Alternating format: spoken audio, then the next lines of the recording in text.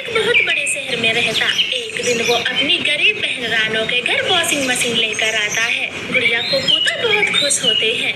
मम्मा, पहले मशीन में पानी भरते हैं और फिर वॉशिंग पाउडर डालते हैं। गुड़िया, अब मैं बताऊंगा। मम्मा, फिर स्विच को बोर्ड में लगाते हैं और फिर वॉशिंग पाउडर डालकर गोल गोल घुमाओ। कपड़े 10 मिनट में एकदम सफेद। अब तुम दोनों चुप कर जाओ, मैं सब जानती हूँ। फिर रानो चिड़िया मशीन में पानी और वॉशिंग पाउडर डालती और कुछ ही देर में सारे कपड़े धो देती।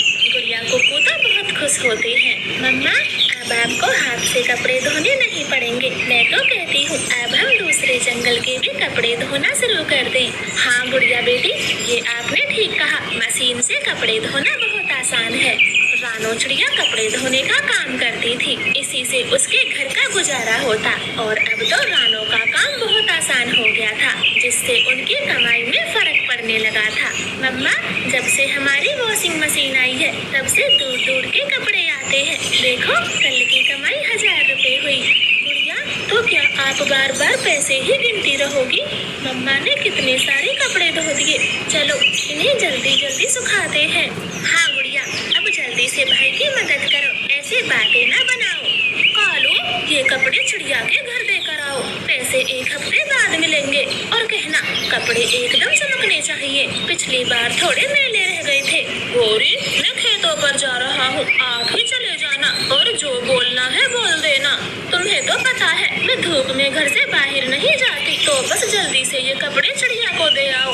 गौरी, तुम 1 नंबर की कामचोर हो। लाओ, कपड़े मैं ही दे आता हूँ, और चाहे कुछ भी कर लो, रहोगी तो काली ही। अब चुपचाप यहाँ से निकलो, मेरा दिमाग ना खाओ। ऐसे कालू कौवा वो कपड़ों की गठरी लेकर चला जाता है और चिड़िया को दे देता है। गौरी अपने मुंह पर ढाटा मारती और पार्लर वाली लूसी कबूतरी के पास जाती। देखें लूसी, आपकी क्रीम से तो कोई फर्क नहीं हुआ। पूरे 2 दिन हो गए लगाते हुए, मैं पहले के जैसी काली ही हूँ। गौरी, क्रीमें इतनी जल्दी असर नहीं करती, कम से कम 10-15 दिन तो देखना पड़ेगा। लूसी, क्या कोई और बढ़िया क्रीम नहीं है जो जल्दी से गोरा कर दे? गौरी, है तो है, लेकिन वो महंगी है। आप खरीदोगी? मेरे बस इस काले रंग से छुटकारा मिले। बताओ कितने की है? 700 रुपए की है और 300 रुपए का फेस वॉश। गौरी वो दोनों क्रीमें लेकर घर आती है और जल्दी से लगा लेती है। वो हर दिन बस गोरा होने का सोचती, उसे अपना काला रंग बिल्कुल अच्छा नहीं लगता। ना जाने कब मैं दुनिया की सबसे गोरी कभी बनूंगी, अभी तो बस नाम की गोरी हूँ। गौरी रात दिन बस इन्हीं ख्यालों में रहती। कालू कौवे का सेबों का बाग था, वो तो उसके साथ जरा भी काम नहीं करवाती। एक दिन कालू कौवा सेबों से भरी बैलगाड़ी लेकर बाजार जाने वाला था, तब गौरी कभी उसे रोक लेती है। कालू, उस दिन चिड़िया को जो कपड़े देकर आए थे वो ले आओ। देख नहीं रहा गौरी, मैं बाजार जा रहा हूँ। कालू, बस 2 मिनट लगेंगे, प्लीज ला दो, जाकर खुद से ले आओ। ऐसे कालू कौवा चला जाता है। गौरी के कुछ जरूरी कपड़े थे, ये कालू मेरी एक नहीं सुनता। अब मुझे ही जाना होगा, इतनी महंगी क्रीम लगाई थी, अब इसका भी असर नहीं होगा। ऐसे बड़बड़ाते हुए गौरी चिड़िया के पास जाती है तो रानो अपनी मशीन में कपड़े धो रही थी। गौरी उसे ध्यान से देखती है। रानो, ये तो कमाल हो गया, मशीन में एकदम काला कपड़ा डाला और देखो कैसे चमक के बाहर निकला। हाँ गौरी बहन, ये मशीन है, बहुत अच्छे से कपड़े साफ करती है, इसी से तो मेरा कारोबार बढ़ गया है। रानो, क्या ये सारे कपड़े ऐसे ही चमका देती है? हाँ गौरी बहन, बस कपड़े ही नहीं, ये जूते भी चमका देती है। आप अपने जूते भी मुझसे ही साफ करवा लेना, बस थोड़ा वॉशिंग पाउडर ज्यादा डालना पड़ता है। गौरी तो मन ही मन सोचने लगती है, ये मशीन फिर तो मुझे भी एकदम गोरा कर देगी, बस कैसे भी करके आज इसमें बैठना होगा। गौरी, क्या सोच रही हो? आपके कपड़े तैयार हैं। रानो, मैं कुछ देर यहीं रुकना चाहती हूँ, घर का ताला लगा है, कालू जी मंडी गए हैं। ठीक है तो गौरी, आप यहाँ बैठे, मैं तब तक कपड़े धो लेती हूँ। ऐसे रानो अपने कपड़े धोना शुरू कर दी। गौरी तो सोच में थी कि कैसे उसकी मशीन में जाकर बैठूं।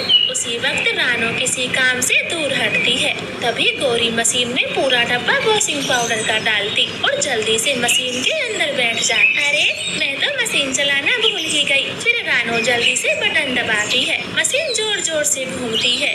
अरे, ये गौरी बहन कहाँ गई? शायद चली गई होगी। कपड़े अब कालू भैया को ही लेकर रानो अपने सूखे कपड़े इकट्ठा करती है। इधर गौरी तो मशीन में घूम घूम कर पागल हो गई थी। वो आवाज देती है, कोई बचाओ प्लीज, मशीन बंद करो, मैं यहाँ हूँ, जल्दी से मुझे बाहर निकालो, मुझे बचाओ। अरे ये तो गौरी की आवाज है और मशीन से आ रही है। रानो भागकर मशीन बंद करती, जल्दी से गौरी को बाहर निकालती। गौरी का तो सच में भूत बन गया था। उसके पंख उखड़ गए थे। वो बहुत भद्दी लग रही थी। रानो तो मन ही मन खूब हंसती है। रानो जरा देखो, मैं गौरी हो गई। गौरी बहन आप वहाँ शीशा देख ले। गौरी भागकर शीशे के सामने जाती तो उसकी जोर से चीख निकल जाती है। आसपास के पक्षी भी उसके पास आ जाते हैं और गौरी की हालत देखकर खूब हंसते। हाय राम, ये मुझे क्या हुआ? मेरी चोंच टेढ़ी हो गई और चिड़िया, मेरा पंख कहाँ है?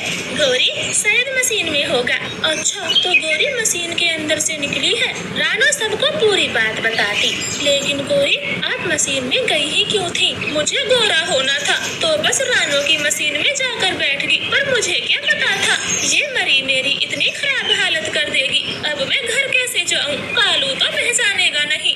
गौरी की इस बात पर सब पक्षी हंसने लगते हैं। कबूतर ताना मारता है, गौरी सुना था कौवे को चाहे कितना भी वॉशिंग मशीन में डालो पर वो काला ही रहता है, लेकिन आज पहली बार देख भी लिया। कबूतर अपनी गंदी जुबान बंद रखो। चिड़िया बहन मैं जाती हूँ। ऐसे सभी पक्षी गौरी का मजाक बनाते हैं और खूब हंसते हैं। आपका धन्यवाद।